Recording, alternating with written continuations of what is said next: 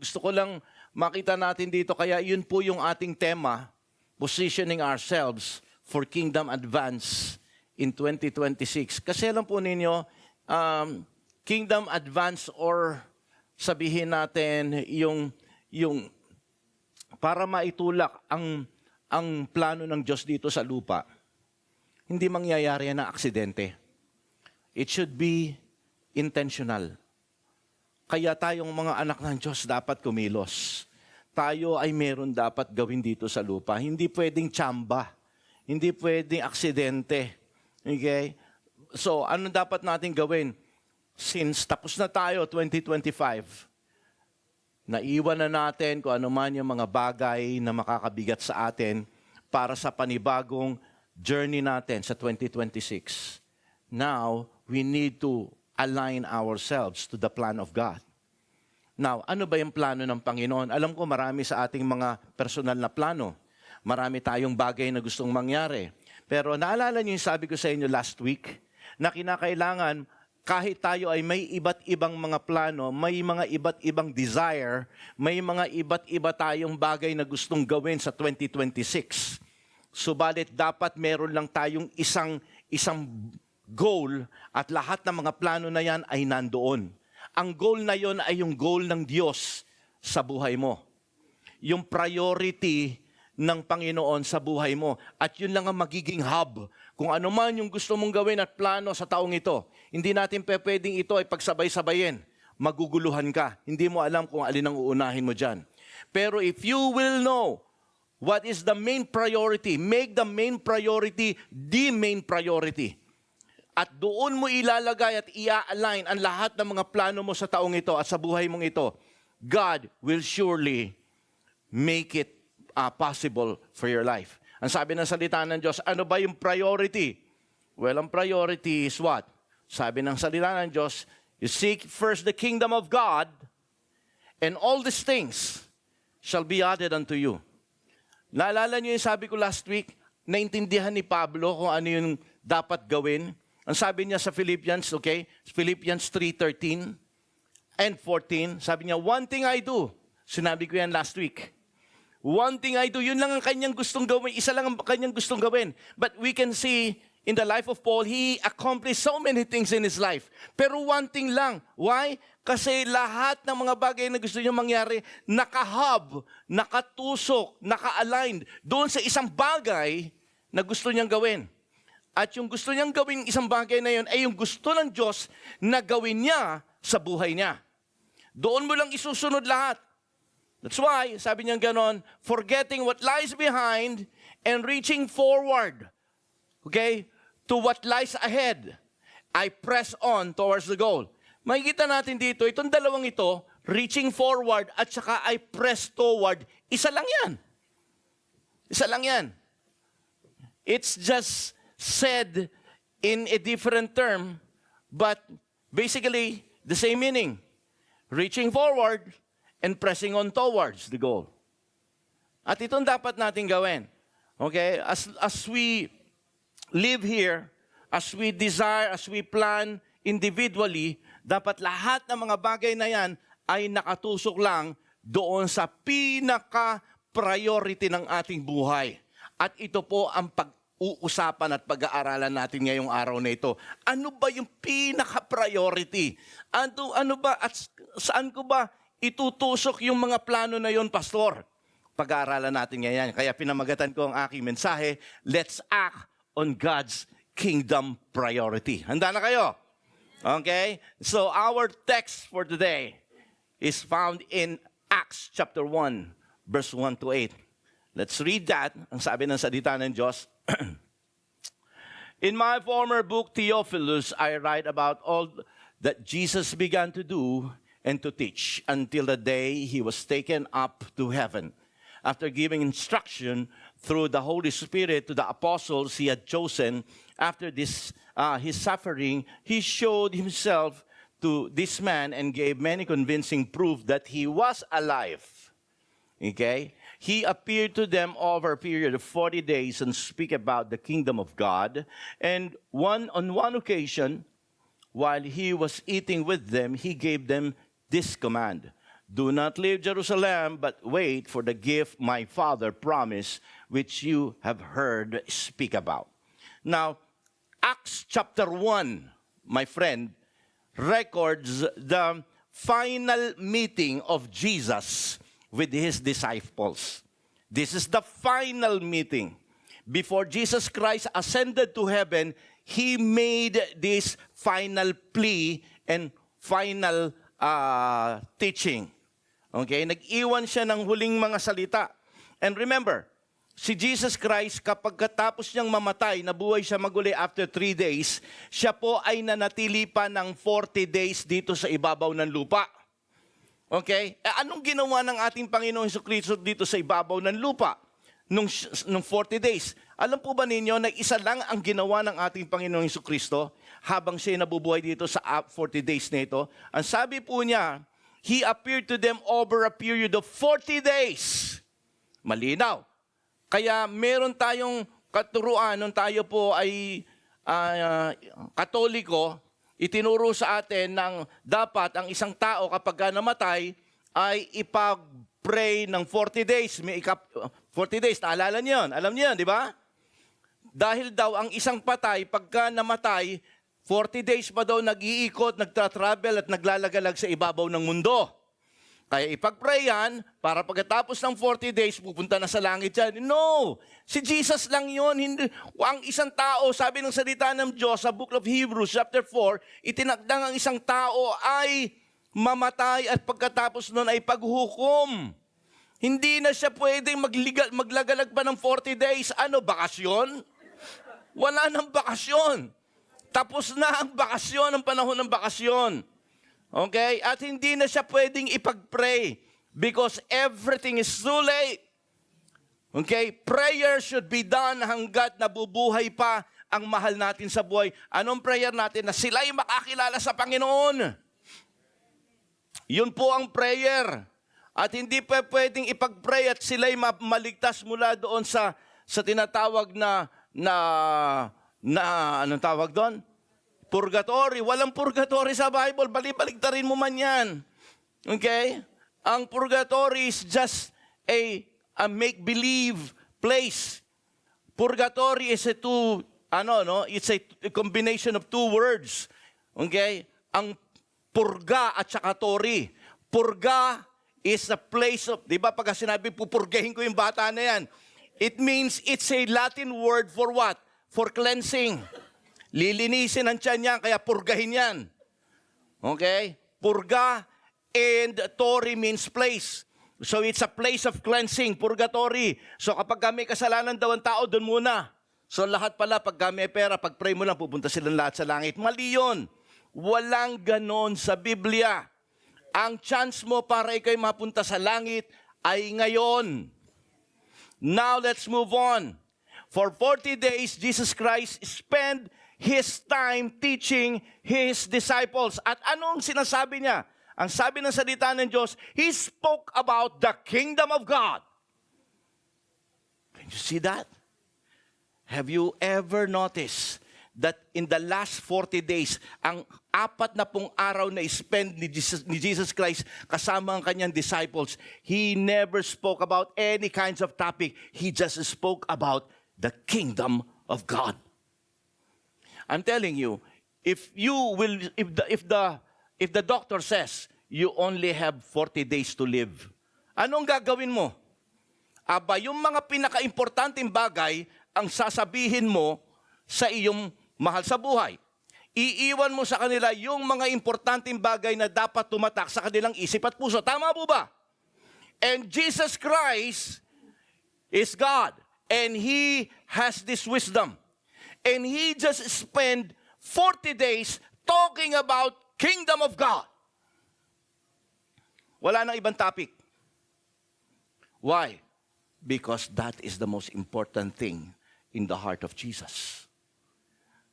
That's the reason why, okay, itinuturo ko po sa inyo ngayon itong bagay nito. I just thank God because ginawa ko yung libro ko I'm not thinking about kingdom of God. And later on, naintindihan ko na napaka-importante ng kingdom of God. That's why you and I are much better to be called kingdom people, because once you accepted Jesus Christ, you become parts of God's kingdom. And as kingdom people, we are the one who will extend the kingdom of heaven to earth. You see? That's our main goal. That's the kingdom priority that Jesus Christ want to explain to his disciples at this very present time. Tandaan natin, Jesus is now preparing to ascend, to go back to heaven, to sit at the right hand of the Father, not only as a Savior, but as a King. Why? Because we are now his kingdom people.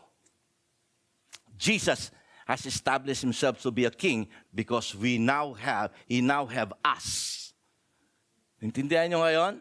So you need to have a kingdom mindset. You need to understand what kingdom is all about.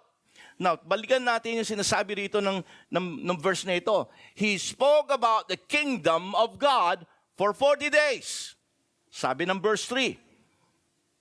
Before he ascended to heaven, before he leaves, he commanded them and he commissioned them. Sabi niya ganon, tingnan mo sa verse 4, okay? On one occasion, while he was eating with them, he gave them his command. He commanded them. Sabi niya ganon, huwag kayo munang aalis. Pagkat nawala ako, huwag muna kayong mag-disperse. Huwag muna kayong gumawa ng iba't ibang mga sarili-sarili niyong misyon. Kita niyo yan? I want you to stay. He commanded them and he commissioned them. Later on, maintindihan natin kung ano yung sinabing commission. So, tuloy po natin ang sinasabi ng salita ng Diyos. Nandito pa lang tayo sa verse 4. Dahil 1 to 8 yung ating teksto ngayon. Verse 5. For John baptized with water, but in a few days you will baptize with the Holy Spirit. This time around, Jesus Christ was clearly talking about the Holy Spirit. After talking so much of the kingdom, about the kingdom of God for 40 days, in the very, very last minute, he's now making a period. And ang sabi niya, now I want you to know, okay, before you go and spread the message about the kingdom, the gospel of the kingdom, I want you to stay back in Jerusalem. Why? Because I am going to send you the Holy Spirit. Suddenly, sabi ng salita ng Diyos, sabi ni Jesus Christ, I'm introducing perfectly to you the Holy Spirit, the one who will be standing in my position. Jesus Christ ascending, going back to heaven, and the Holy Spirit. That's why today we are living in the dispensation period of the Holy Spirit. Okay? So that kinakailangan na maunawaan natin dito who the Holy Spirit and how He intervene or how He act, okay, sa buhay mo ngayon bilang isang kingdom people. Now, sabi po ng salita ng Diyos dito, verse 6, so when they met together, they asked him, Lord, are you at this time going to restore the kingdom of Israel? Now, it is very clear in this question that pasok na sa utak ng mga ng kanyang mga disipulo yung kingdom of God. Kaya lang, through this question, we can see that in their mentality that they are looking at the kingdom of God in a national and sort of, hindi lang national ang tingin nila, kundi political in nature. Kasi instead of, ang tanong dapat nila, Lord, are you at this time going to restore the kingdom of God? Instead of saying the kingdom of God, ang sabi niya rito, the kingdom of Israel. Nakita niya? Okay? Kaya maganda nakikinig kayo ng ganitong mga preaching so that naiintindihan, nga no, mayroon palang diferensya doon, ano?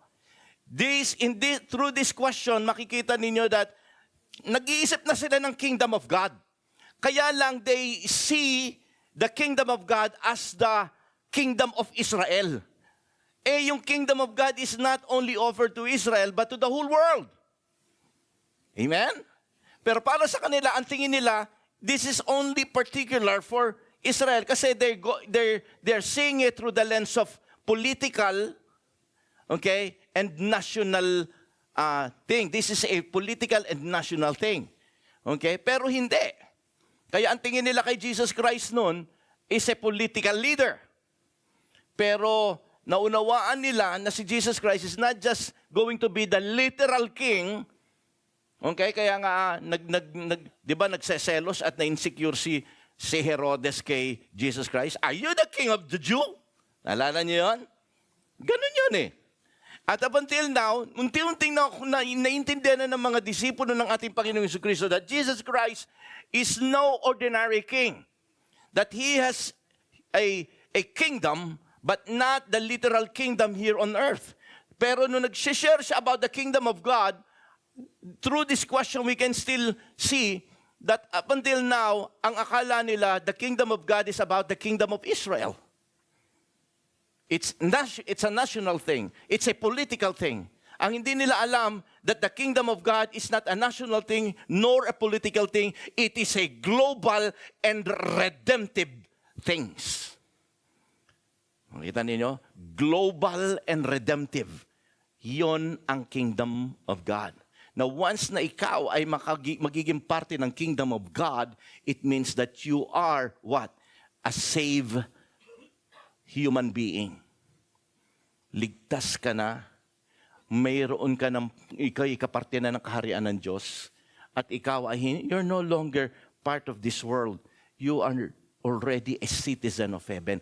Yun yung ibig sabihin ng kingdom of God. Okay? Ang akala nila, dahil chosen people sila, exclusive lang yung kingdom of God sa Israel. Nagkakamali sila. It's not a national or political thing. It's global. Anyone who will find themselves, who will, kumbaga, accept Jesus as their King and Savior, everybody is able to receive and everybody can become part of God's kingdom. Now, tuloy po natin dito, mga kapatid ko. But somehow, nakita natin dito through this question, medyo nabubuhay na yung kanilang thinking about the kingdom. And I'm sure, ang Lord of the Harvest din, unti-unti nyo nang nadadigest, okay, yung inyong pagiging kingdom citizen. Okay, you and I are kingdom people, and we have something to do because of that. So Jesus Christ answered them and somehow gently redirects them in verse 7. Sa tanong nila, Lord, are you at this time going to restore the kingdom of Israel? So nakita ni Lord yung nakakaunawa na sila pero limitado pa yung kanilang pangunawa. Ang gusto nila ngayon, Lord, mangyayari na ba yung mabababa yung kingdom mo? Kaya sumagot si Jesus Christ sa kanila. Sabi ng verse 7, sabi gano'n, He said to them, etong sagot ni Jesus Christ, it is not for you to know the times or date the Father has set by His own authority. Ano ibig sabihin ni Jesus Christ dito? He was like telling them that yung time at saka date ng pagbabalik ng ating Panginoon Jesucristo is none of your concern. Problema na ni Father God yun. Dahil siyang nakakaalam nun. Ang problemahin ninyo, yung ipinagagawa ko sa inyo. Okay? It's not for you to know the dates, okay, and the time. Naku, itong gustong-gusto ng mga tao. Yun, siguro 2026, darating na si Lord. Okay? Ano na ngayon kung darating si Lord? Meron ba tayong ipapakita sa Kanya? Meron ba tayong aalay man lang sa Kanya? Nakaluluwa, tandaan niya. Ang importante, okay, tandaan natin, tayo ay kinumisyon ng Diyos. There's a great commission. Ano ba? Gustong-gusto natin bumalik na si Lord. Akala natin, the great commission is only about salvation. No. Now that you have received salvation, you now become a part of God's kingdom, and being God's people, God's kingdom people, we need to pursue kung ano yung plano ng Panginoon sa atin. Unless na hindi natin ginagawa yung pinagagawa sa atin, yung priority, yung kingdom priority, wala tayong pwedeng ipakita sa Kanya at ialay sa Kanyang paanan pag dumating siya. Kaya wag muna kayo mag-pray ng pagdating niya, okay? Okay? Ngayon pa lang tayo naghahanda. Kaya sabi ni Jesus Christ sa kanila, times and date. Okay? It is not for you to know. Wag niyong pakialam yung pagdating ng ating Panginoon, yung pagbabalik niya rito, yung kanyang kingdom power sa mundong ito. Wag niyong hintayin muna yon. Sabi niya ganon. The work of the kingdom belongs to you, but not the time and the dates. Huwag kayong mag-alala sa future. Siguradong darating si God. Siguradong yung future kontrolado ng Diyos. But our responsibility is to be faithful, obeying and doing the kingdom priority in the present. Itong hinihintay sa atin ng Panginoon. Okay? Yun ang sinasabi niya sa kanyang mga disipulo, kaya sinagot niya, it is not for you to know. Okay? Wag niyong masyadong problemahin yan. Wag dyan niyo i-waste. Wag niyo ditong igugulin. Okay? Ang panahon ninyong kaiisip kailan darating si Lord. Napakarami ng mga tao nagsabi ngayon na darating, ganitong araw darating. Lahat na sila nagsabi na gano'n. Nasaan? Okay? Wala. Kasi hindi naman talaga natin dapat pag-isipan yan. Ang pag-isipan natin ngayon kung ano yung pinagagawa sa atin ng Lord. Amen?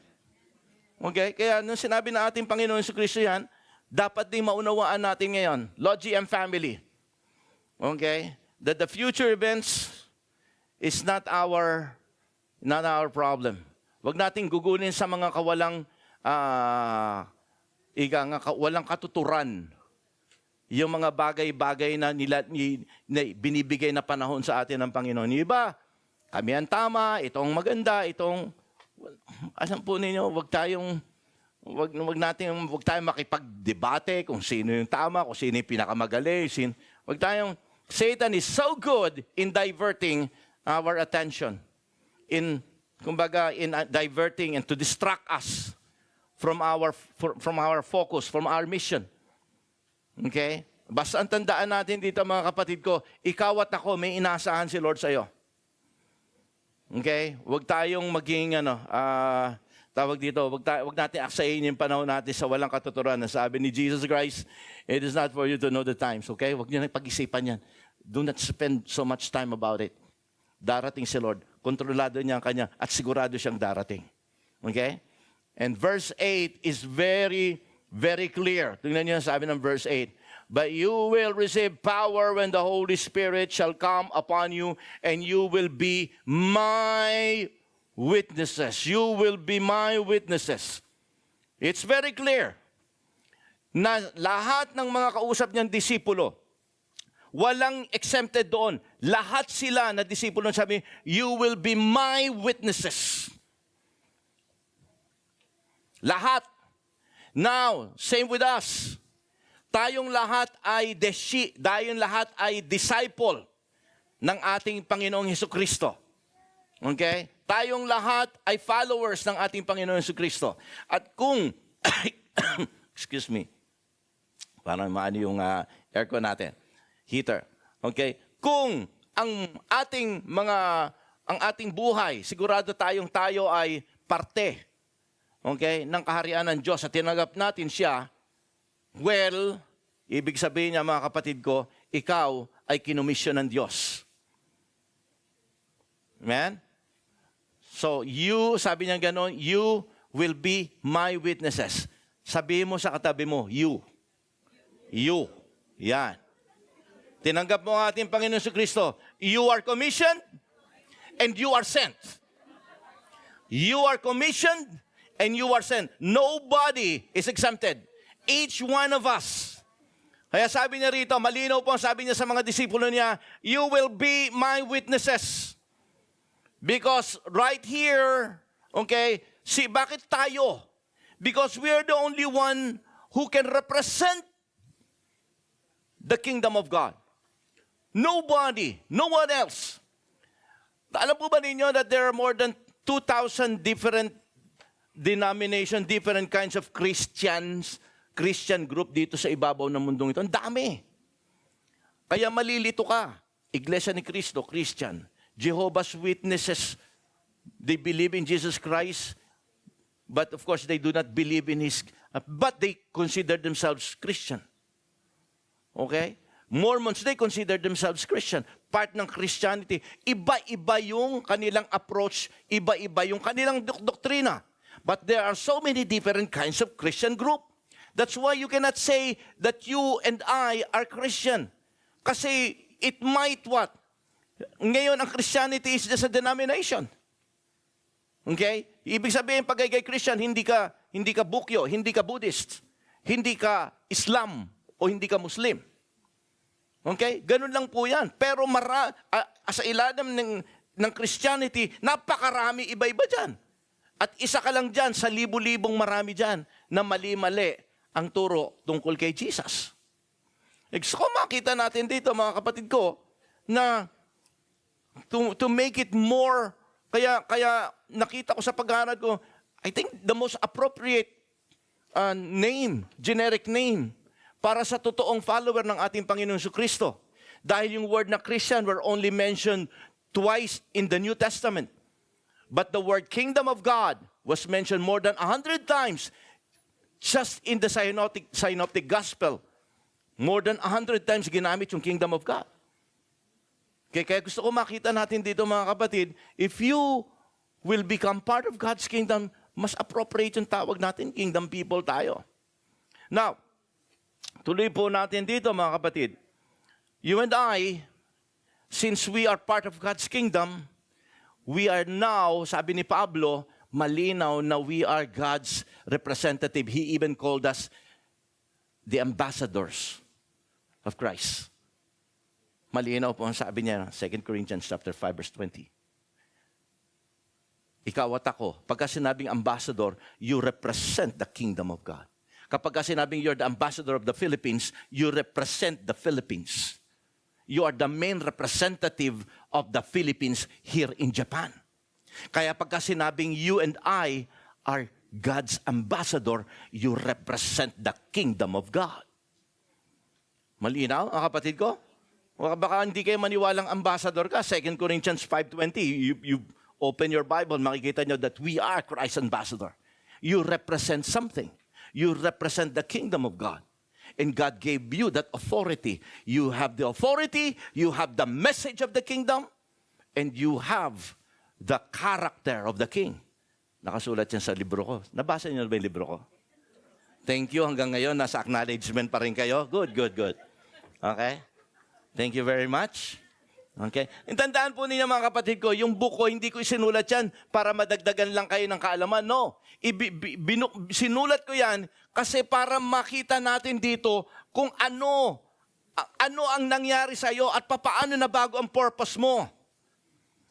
And kapag hindi nyo naintindihan yon, pagdating natin sa langit, hindi natin pwedeng sabihin, God, naging ganito ako, naging pastor ako, hindi yon. Maraming pastor mapupunta sa impyerno. Hindi, kaya napakaraming gusto maging pastor, ewan ko ba? Samantalang hindi naman yon. Hindi porke naging pastor ka, mapupunta na ng langit. It is how you accomplish the calling and the purpose of the kingdom. Sisingilin tayo ng Diyos. And that's why, nung napag-aralan ko to, sabi ko, kailangan to ng pamilya ko sa Lord GM. At kinakailangan din ito ng buong body of Christ. Para ang body of Christ ngayon, hindi nag-aagawan, hindi nakafocus sa kongregasyon ng may kongregasyon. Dapat ang body of Christ ay nakafocus sa isang bagay lang, to bring the kingdom, to make this world an extension of God's kingdom. Yun dapat ang pinagtutulong-tulungan ng mga Kristiyano. Okay? Hanggat hindi natin nakukuha at hindi nakukuha ito ng body of Christ, we can never, ever achieve anything for the glory of God. Now, tuloy po natin, mga kapatid. Okay? Kaya, priority ito, itong sinasabi ko ngayon sa inyo, priority ito ng ating Panginoong Kristo. Kinakailangan nating dalhin ang mensahe. Okay? Now, the message, by the way, okay, ay ang ating Panginoong Kristo. Jesus is the kingdom message, is our kingdom message. Okay? Now, this time around, pag-uusapan natin mabuti in verse 8. After talking about the whole, from verse 1, verse 2, hanggang verse 7, we're going to focus our attention to verse 8. Alam po ninyo yung verse 8, sobrang yaman, sobrang profound. Marami tayong makakatas dito. Akatasin natin mabuti itong verse 8 na ito. Kasi dahil kung hindi natin kakatasin to, hindi natin makikita yung bigat ng priority ng Diyos sa buhay mo at sa buhay ko. Napaka-importante sa ating Panginoon Jesucristo to. Ulitin ko, for 40 days, ito lang ang kanyang itinuro at ipinag-usapan ng kanyang mga disipulo at siya. Wala nang iba. Maraming topic pwedeng itapik ng ating Panginoon Jesucristo, napakarami. And listen, for 40 days, ito lang, dito lang uminog ang teaching ng ating Panginoon Jesucristo. Kaya para sa akin, if this is so important with Jesus, it should be equally important to His kingdom people. Amen? Now, Jesus is our kingdom message. Balikan natin verse 8. But you will receive power when the Holy Spirit comes upon you, and you will be my witnesses in Jerusalem. You will be, nakita natin kanina, sabi ni Jesus Christ, you will be my witnesses.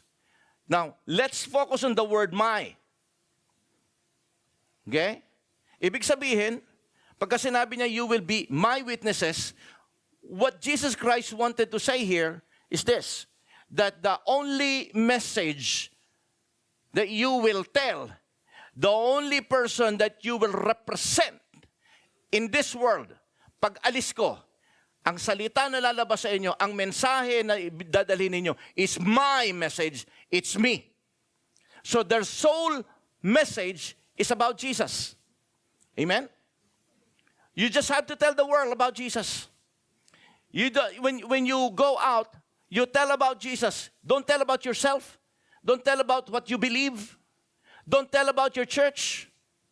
Don't tell about your denomination ng mga tao. Sobrang proud sila sa church nila. Dahil ang church namin ay puro church ng mga milyonaryo. Yung iba naman, talo kayo dahil ang church namin ay church ng mga artista. Okay? Maraming ganon. They're so proud about the branding of their churches. Pero alam po niyo mga kapatid ko, none of those, iba, sasabihin nila, ito yung aking favorite preacher. Okay, hindi natin pwedeng ipagmalaki because none of those things have power. But the thing that you can preach about is Jesus. Because the word of Jesus have power. Sabi ng Romans chapter 1, verse 16. I am not ashamed of the gospel, because it is the power of God for the salvation. Nakita po ninyo? Kung mag-share tayo about Jesus, okay, the word that you're going to share to that person is going to be a power. It's going to be powerful. Why? Hindi ito magiging power agad unless that person will believe. The power of salvation will only take effect for those people who will put their faith in Jesus. Andiyan po ba kayo mga anak ng Diyos? Okay? Kaya, tayong mga anak ng Diyos, okay, you tell about Jesus. Tell about everything that you know about Jesus. Kung naranasan mo ang pag-ibig ng Diyos, tell it to the world. Kung naranasan mo na ang mga pangako ng Diyos ay totoo, tell it to the world. Hindi importanteng kabisado mo, hindi mo kabisado yung kapitulo, versikulo. Yung iba ayaw mag-share kasi wala daw silang alam na Bible verses. Hindi kinakailangan yon. Okay? Ang dala mo lang ay yung bagay na alam mong totoo. Kung anong ginawa ng Panginoon sa iyo. Dahil makikita naman ng mga tao yung sinasabi mo eh. Makikita nila kung paano ka binago dahil kilala ka nila noon eh. Kahit hindi ka magbigay ng, aani natin yung isang tao, napakagaling at kabisado ang Bible verses. Pero saliwa naman, opposite naman yung pamumuhay niya sa mga sinasabi niya. Walang power yun. But you, who truly understand it by experience, can really say it powerfully coming from your heart. Amen po ba, mga anak ng Diyos? I mean, gusto ko maunawaan natin. Okay, that you only have to say those words for those people. Nakita mo, nakilala mo si Jesus Christ. Alam po ninyo, when you talked about the love of God, the message of Jesus Christ, His resurrection, His forgiveness for our sin, ganun lang po natin i-share ang salita ng Diyos. Kasi kailangan nila yon. At maunawaan naman nila na ikaw ay nabago. Makikita nga nila ikaw. Now, pagka nag-share ka, have this kind of mindset that we are just beggars who found a bread. Isa tayong beggar who found a bread, and you will just going to tell those fellow beggars and direct them to the one who can give them the bread. Hindi na po yung ibig sabihin? Ganun lang ang dapat nating maging kaisipan. Beggar tayo, kaya lang nakakuha tayo ng tinapay. Siyempre yung kapwa nating pulubi, sasabihin, wow, saan ka nakakuha ng tinapay? Sasabihin mo, halika, tuturo ko sa'yo. Si Jesus yan.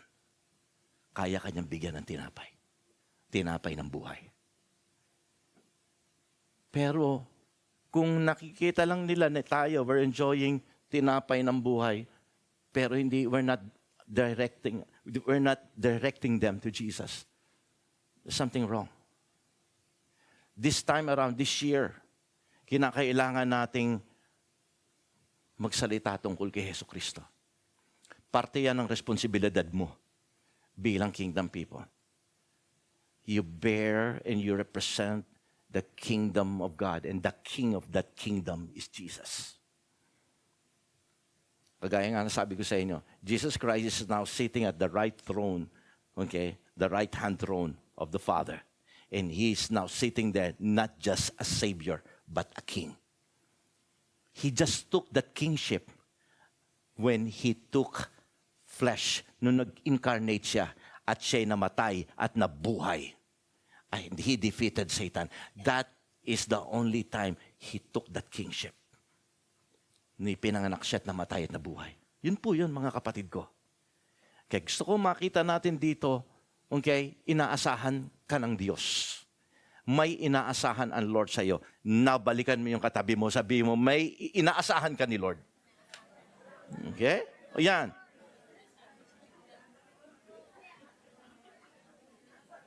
So we are beggars. We are beggars with the bread, telling another beggar where to find the bread. Amen? So, si Jesus Christ ang ating mensahe. Kung si Jesus Christ is our kingdom message, you and I are kingdom messengers. According to verse 8, you and I are kingdom messengers. Jesus Christ is our kingdom message. Sabi ng salita ng Diyos, but you will receive power when the Holy Spirit comes upon you, and you will be my witnesses. Now, this word witness, mag-focus tayo rito, mga kapatid ko. Okay? Napaka-importante nitong word na ito. Ang ginamit dito ng ating Panginoon Kristo, original Greek word niya ay martus. Okay? Now, itong martus po, mga kapatid ko, witness, translate the Greek word martus, it refers to those who bear witness to the truth. Ibig sabihin, sila yung nagpatotoo na ang bagay na ito ay totoo. Bakit? Sapagkat nakita niya at narinig niya at naranasan niya. Okay? The word witness is exactly the same how we use the word witness sa panahon natin na ito kapag ka ikaw ay nasa harapan ng husgado. Okay? Ilabas ang saksi. Amen? Ano ang sinasabi ng saksi? Kung ano yung kanyang nakita, kung ano yung kanyang narinig sa sarili niya, hindi sabi-sabi kung di siya mismo ang nakasaksi. Kasi kapag ang isang tao, totoong siya yung nandoon sa lugar ng krimen, bali-baligtarin man yan ng kalaban na lawyer, ang sasabihin niya at babagsak lang yun lang din ang totoo. Kasi nakita niya, naramdaman niya. Tayong mga anak ng Diyos ay ganun din. Naranasan mo na totoo si Jesus Christ. Naranasan mo kung paano baguhin niya ang takbo ng buhay mo. Naranasan mo kung paano baguhin niya ang takbo ng utak mo. Marami kang bagay na naunawaan na binago talaga ng Diyos. At ito lang ang mga bagay na patotohanan mo sa kanila. It's not just about the Bible, but it's the power of the Word that works inside of your life. Na pwede mong patotohanan sa akin, totoo yung sinabi ng Biblia. Binago ni Lord yung mga bagay-bagay sa buhay ko. Dati ganito ang takbo ng utak ko. Pero dahil sa kabutihan ng Diyos, naniniwala akong ang Biblia ay totoo dahil naranasan ko. Siya yung nagpapatotoo. Pinapatotohanan niya. Tingnan po niyo, those who bear witness to the truth. Kaya yung mga Kristiyano noon, dahil naranasan nila totoo yung mga sinabi ng ating Panginoon Jesucristo, kahit ipapatay sila, hindi sila pwedeng mabago ng Roma. Sinasabi nila ng mga nandoon sa Roma, ng mga opisyalis na if you're not going to deny Jesus, na siya ay huwad, na siya ay hindi totoo, ipapapatay ka namin. Pinakain sila sa leon. They were executed. Binigyan sila ng armas, inarmasan sila, at sila ay pinilit lumaban sa mga gladiator ng professional killers.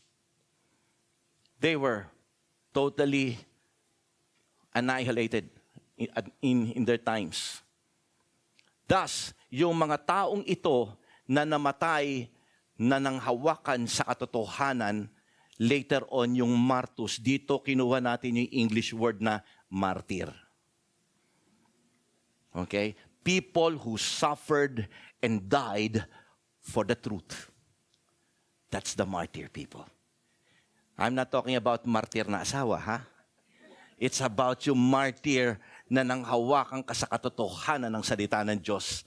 At dito, handa kang mamatay at gawin mo at mag-suffer. At alam po ninyo, ito yung hinahanap ng Panginoon. Martyrs, you will be my witnesses. Sad to say, marami ng mga Kristiyano ngayon, okay, ang ayaw na mag-witness, ayaw na mag-share ng gospel. Minsan, mag-share tayo ng gospel sa 1, 2, 3, 4, hanggang doon lang. Until 4 and no more. Hanggang doon lang.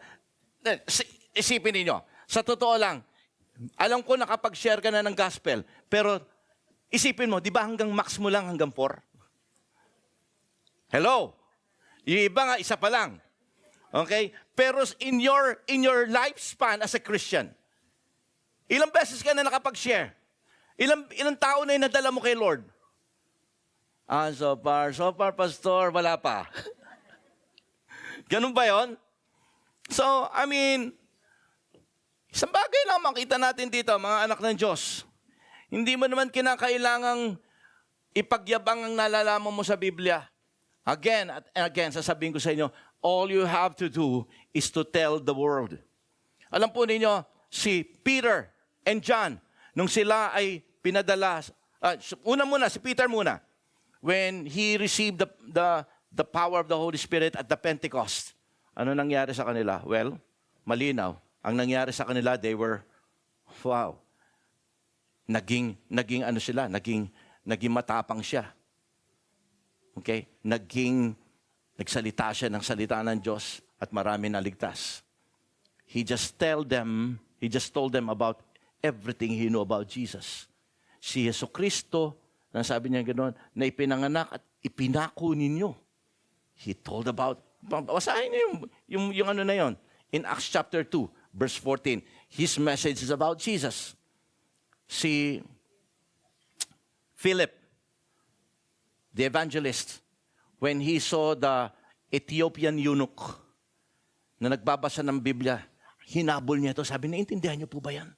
And he started to share about Jesus until that Ethiopian eunuch, a high officer, okay, in Ethiopia, accepted Jesus, became a Christian. Anong nangyari? Si Paul, when he faced King Agrippa, nakatali ang kanyang kamay, gula-gulanit, mabaho ang itsura, marumi ang katawan, but when he behold and he faced King Agrippa, sino pinagmalaki niya? Si Jesus. Kaya nga sabi ni King Agrippa sa kanya, alam mo, halos nakumbinsi mo na akong maniwala kay Kristo. Sipin niyo po yun. And remember, that blind man, Bartimaeus, nung siya ay hinarap sa Sanhedrin, ano sabi niyang ganon? Oh, I don't know what you're talking about, but one thing I know. I was blind, and now I see. Paano siya nag-share kay Jesus Christ? Sinyer niya yung kanyang nakaraan. Sinyer niya kung I was just blind, but now I see. At ganun dapat tayo. Ganito ang buhay ko noon, pero binago ako ng Panginoon dahil sa Kanya. You don't need to elaborate it with, alam po ninyo, with Bible verses. Sapagkat nalalaman mo sa puso mo, mas masarap mag-share ng gospel yung bagay na naranasan mo. Amen? See, you and I are the kingdom messengers at dapat maging ganun tayo. The third thing that we need to understand here, as kingdom people, we need to widen our vision. Dapat malawak. Hindi dapat na nasasakop ang vision mo ng 4 na sulok ng iyong upuan ngayon. Iba sa atin, may favorite tayong upuan at nasasakop nun. Yun lang ang nasasakop natin. You need, as a kingdom people, you need to widen your vision. Balikan natin ang verse 8. But you will receive power when the Holy Spirit shall come upon you, and you will be my witnesses. Where? Where? As a witness of Jesus Christ. You have to testify. To where? To Jerusalem, to Judea, to Samaria, and to the ends of the earth. Now, tingnan po natin. Hindi naman kinakailangang agad-agad tayo po ay ang vision kagad natin to the ends of the earth. Huwag ganun. Sobra agad yun. Binigyan tayo ng proseso ni Jesus Christ. You start from your what? From your Jerusalem. Now, tandaan natin, sila ay nasa Jerusalem. Okay? When they were waiting for the Holy Spirit, they were located in Jerusalem. So sabi ni Jesus Christ, start from your Jerusalem. Start to where you are located. Start from your family. Start from the place of your work. Start from your friends. Start from your relatives. Pero yung relatives mo ay nasa malayong lugar, you focus on the people that surrounds you closely. People that is nearby your place. You start from them. That is your Jerusalem. Okay? Pero hindi dapat 1, 2, 3, 4 and no more. Wag ganon. Alright? Ang sabi ng salita ng Diyos dito, now then, Judea. Now, ang Judea po is the immediate province from Jerusalem. Okay? Tapos nun, Samaria, the neighboring province right after Judea. And then, ang sabi ni Jesus Christ, to the ends of the earth. So, hindi pa pwedeng basta hanggang dito ka lang. Hindi. You have to widen. Maaaring, sabi ni Lord, sige, hanggang Jerusalem ka lang, lahat naman, yung iba naman dito, nag-concentrate na sa Jerusalem sapagkat hanggang doon lang sila tinawag ng Panginoon. But you really have to prepare your mind to widen your vision. Amen? Andiyan ba kayo mga anak ng Diyos? You have to widen your vision. Kasi hindi nyo alam kung paano kayong pwedeng gamitin ng Panginoon. Ako, sabi ko nga po sa inyo, 35 years ago, if the Lord will show me who I am today, hindi ako maniniwala. Hindi ako maniniwala. I never imagined myself becoming who I am today. Dahil hindi ko inaakalang meron akong kapasidad nun.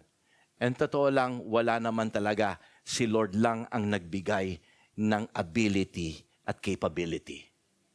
At kaya kung ako, sinabi ko, Lord, hanggang dito lang ako, and then siguro hanggang doon lang talaga. Pero since I have widened my vision, now, who would ever know na nandito na ako and even wrote a book? Wala akong ganun. Wala po akong pagnanasa na ganun. And I am now starting to write my second book, actually. Opo, mga kapatid ko. Now, kaya ko po sinasabi yan hindi para ipagyabang sa inyo. Sinasabi ko po yan kasi si Lord ang magbibigay ng abilidad at kapasidad sa buhay natin if you will widen your vision. Siya yung nagbibigay nito. So don't ever limit God in your life. Amen. Don't ever. Mayroon kang paglalagyan ng malaki kay Lord. Kaya lang, would you be ready for that? Amen? Okay? So, kinakailangan natin, we have to widen your vision. Isa sa mga kilalang evangelists sa early 1800s is si John Wesley. John Wesley, pagka tinanong mo siya, sabi niya gano'n, my parish is the world. Yung kanyang lugar, yung parokya niya, sabi niya gano'n, is the world. And true enough, he did that. Alam po ba ninyo, in his lifetime, sa pag-share ng gospel, just to give you an idea, 403,000 plus kilometers ang kaniyang nilakbay sa lugar ng kanyang sinesharean on horseback. Okay? Now, to give you an idea how long or the distance of 403,000 plus kilometers. Ito yung mundo, okay? Ito yung equator, 10 ulit niyang nilakbay ang equator. Ganong kahaba ang kanyang nilakbay on a horseback. Okay? Hindi siya nakalimit sa isang lugar lang. He was, from time to time, pagkapakakainin niya yung kanyang, nagsishare siya ng gospel. Kapag naglalakbay siya, nakita niya may kalipunan ng tao doon, pupunta siya doon, magsishare ng gospel si John Wesley.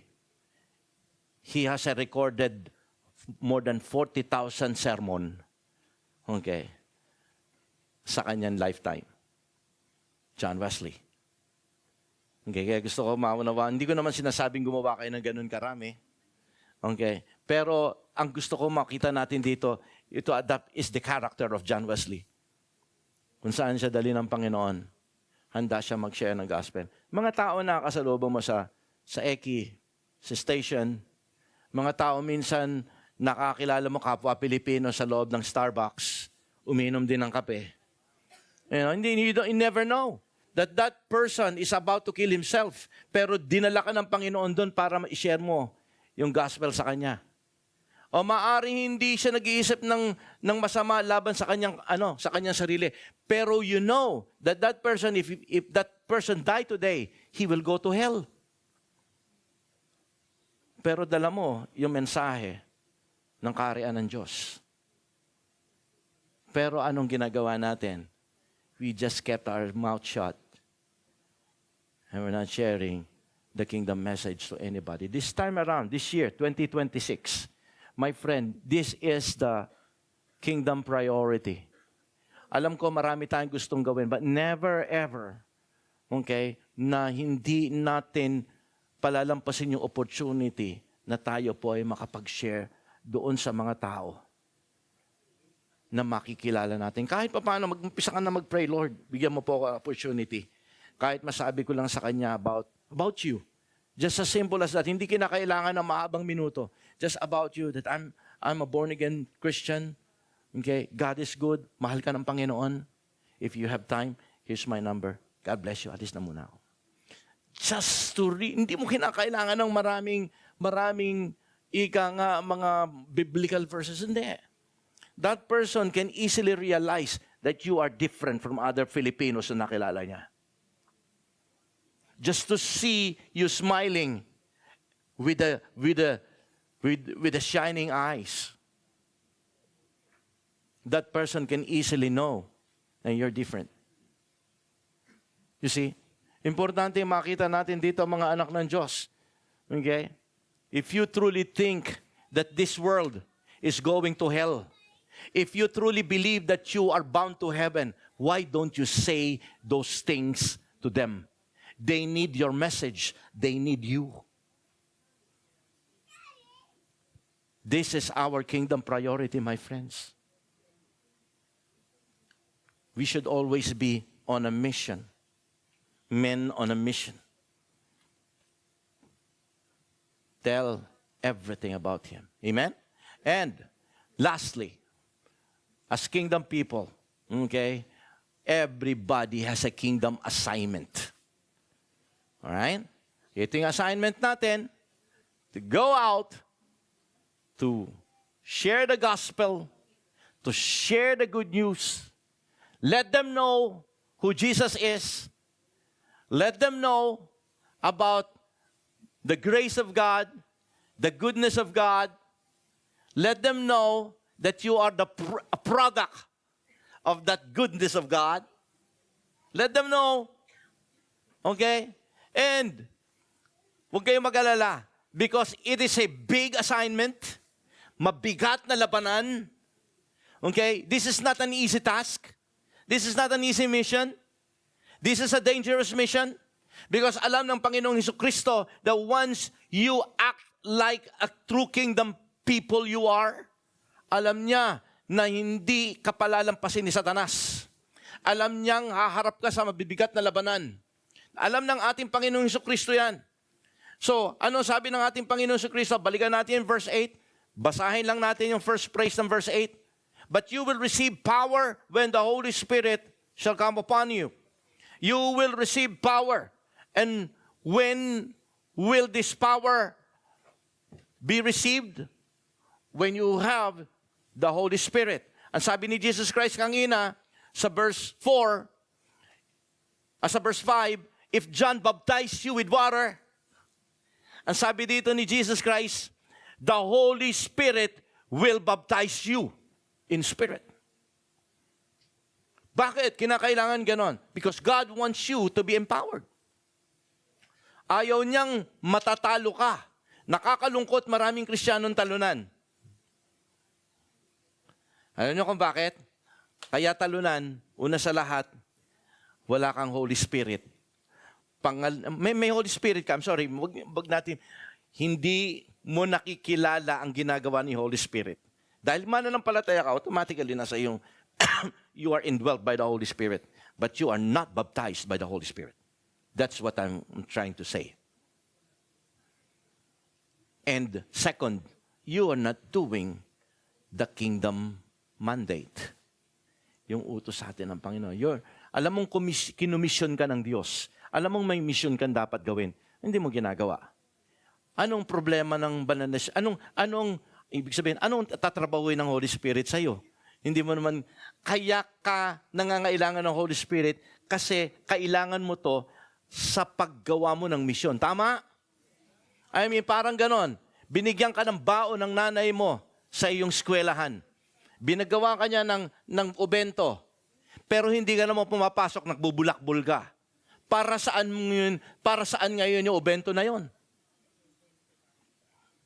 Naintindihan niyo? Provision yun ng Diyos. The Holy Spirit's power, empowerment is God's provision for you because God knows, Jesus Christ knows, our King knows that you are going into a battle with Satan.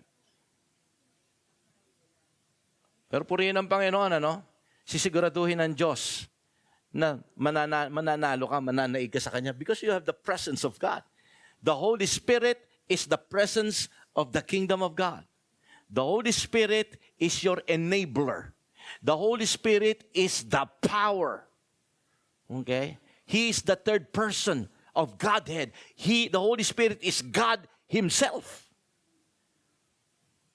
Filling us, leading us, empowering us, particularly kapag ka ikaw ay tinetest ni Satan, particularly kapag ka ikaw ay umiiyak sa mga personal na problema mo, nandiyan ang Holy Spirit to give you comfort, to give you encouragement, to make you stand again and obey again.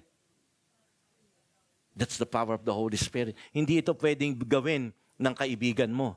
Hindi ito pwedeng gawin ni pastor, sino pa man. It's only the Holy Spirit. Kaya nga sabi ng salita ng Diyos dito, wait, sabi niya gano'n, wag muna kayong aalis, kinakailangan nyo muna matanggap ang banal na Espiritu.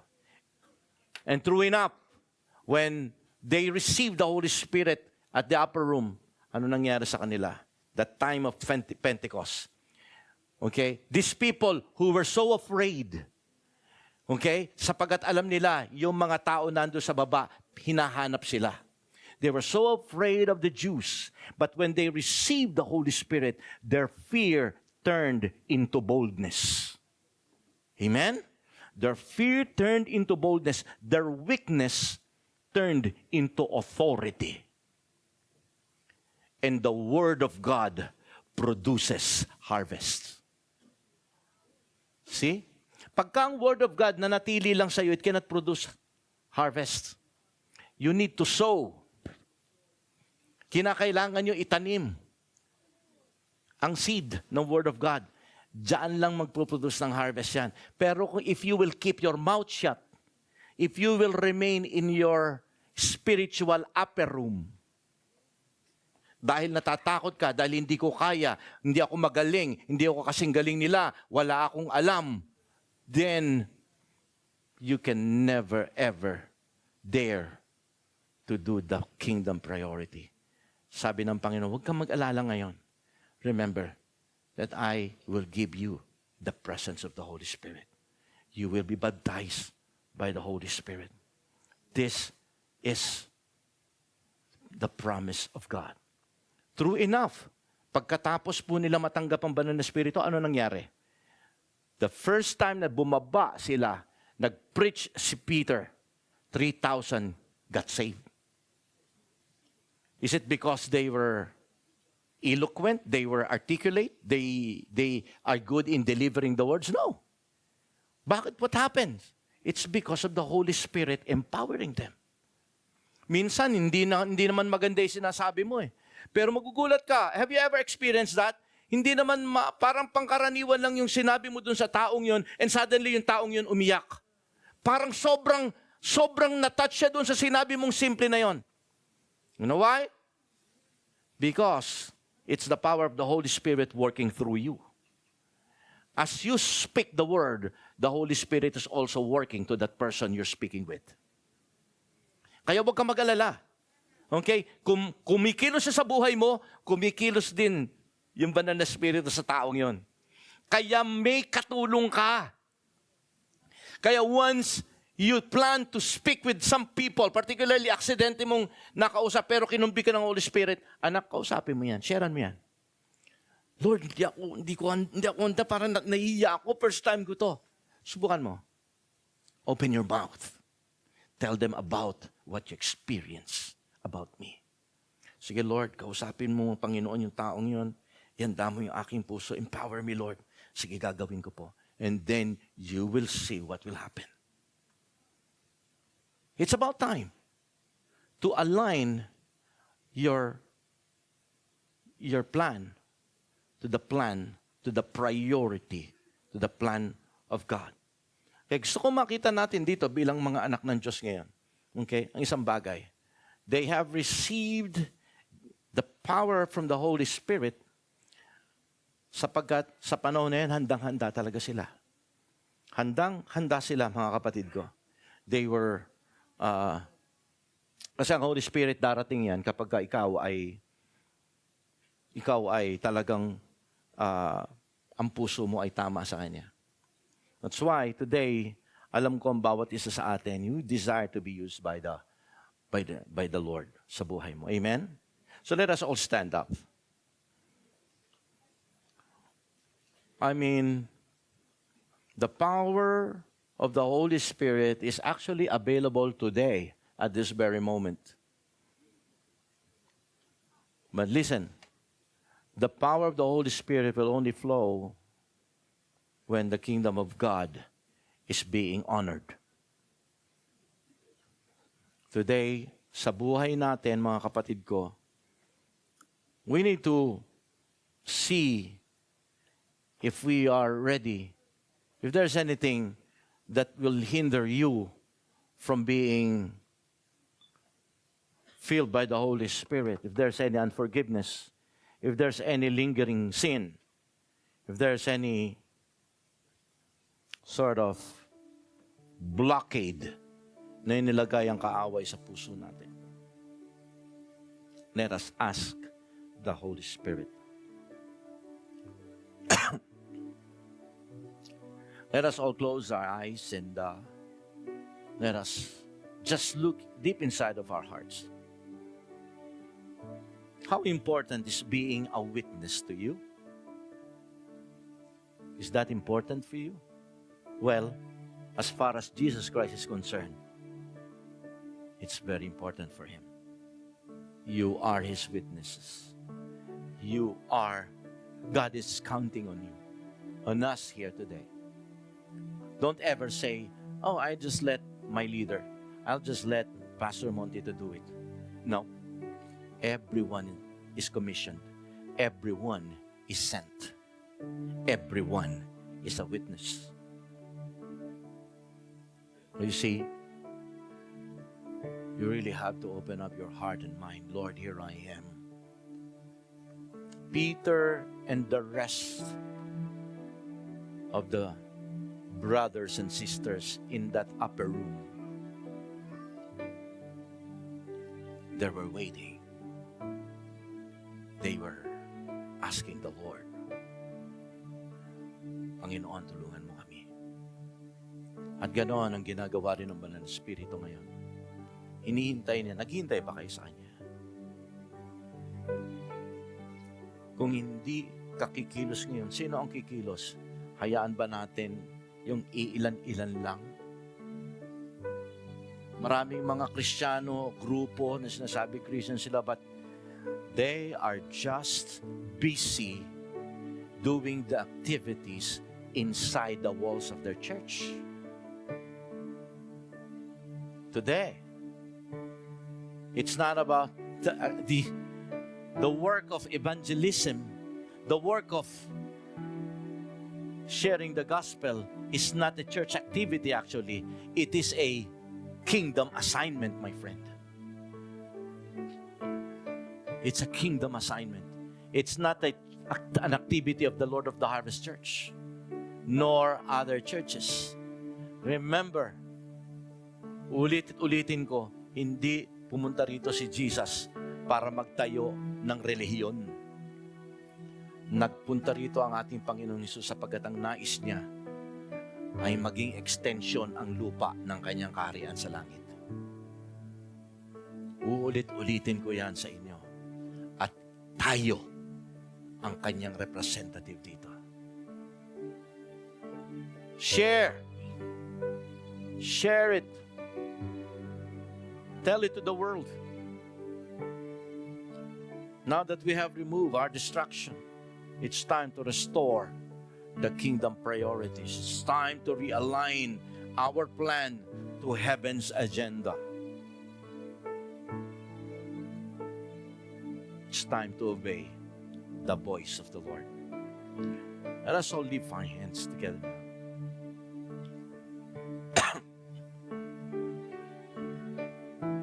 You see, the reason why I'm asking you to lift your hands is because, sabi ko nga kanina, you are commissioned. You are sent.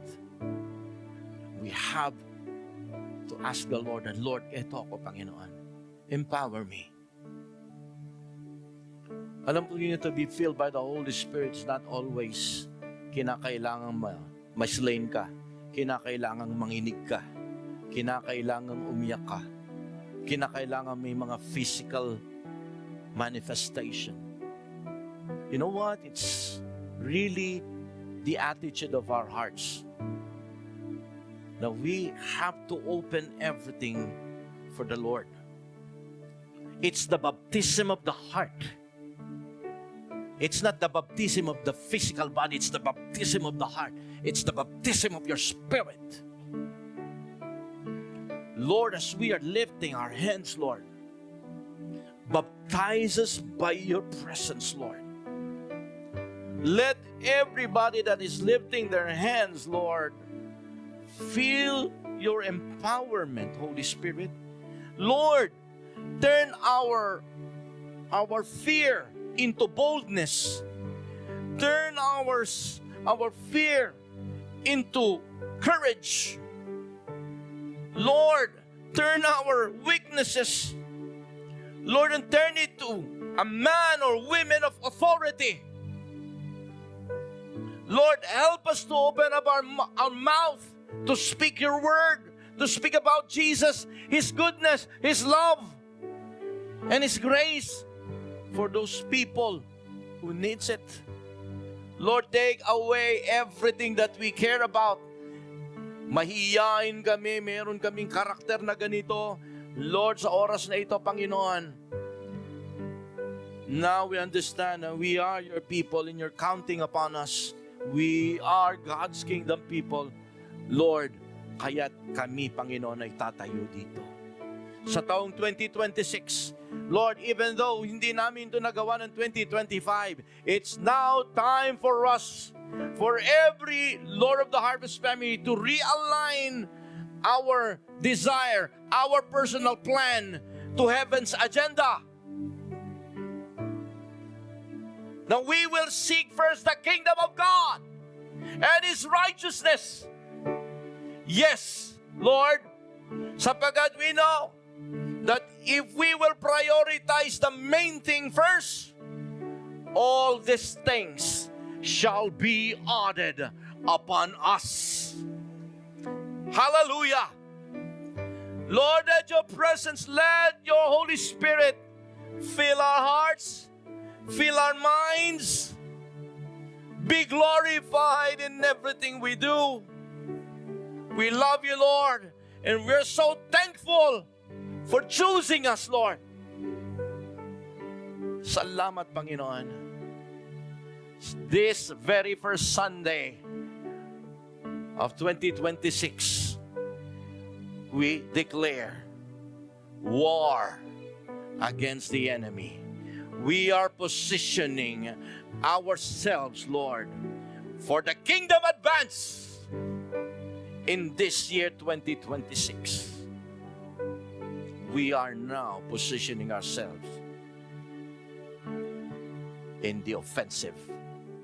And we know that the victory is assured because the Holy Spirit is with us. And if God is with us, who can be against us in 2026? Thank you, God, and we give you the glory. In Jesus' name we pray. Amen. Amen and amen. Blessed be your name, Lord. Hallelujah.